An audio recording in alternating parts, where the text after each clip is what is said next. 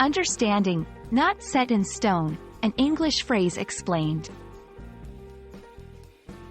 Hello, everyone. Welcome to our English language learning series. Today, we're going to explore a fascinating English phrase, not set in stone. This phrase is commonly used in everyday English, and understanding its meaning and usage can really enhance your language skills. So, let's dive in. The phrase, not set in stone, is used to indicate that something is not fixed or final and can be changed or altered in the future.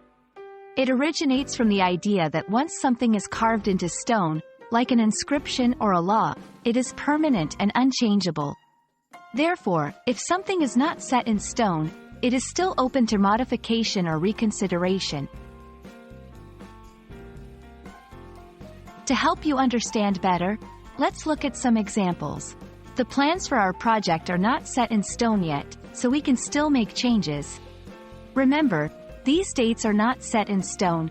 We can adjust them if necessary. His opinion is not set in stone. He might change his mind with more information.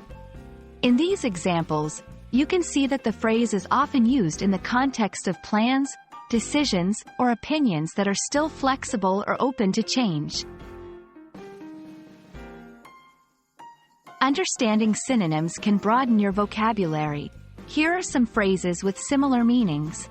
Flexible, subject to change, not final, open for modification. These alternatives can be used interchangeably in most contexts where not set in stone is appropriate. I hope this explanation helps you understand the phrase, not set in stone, and how to use it in your conversations or writings. Remember, English is a living language, and just like this phrase, its usage is not set in stone either. Keep practicing, and you'll continue to improve. Thank you for watching, and see you in our next video.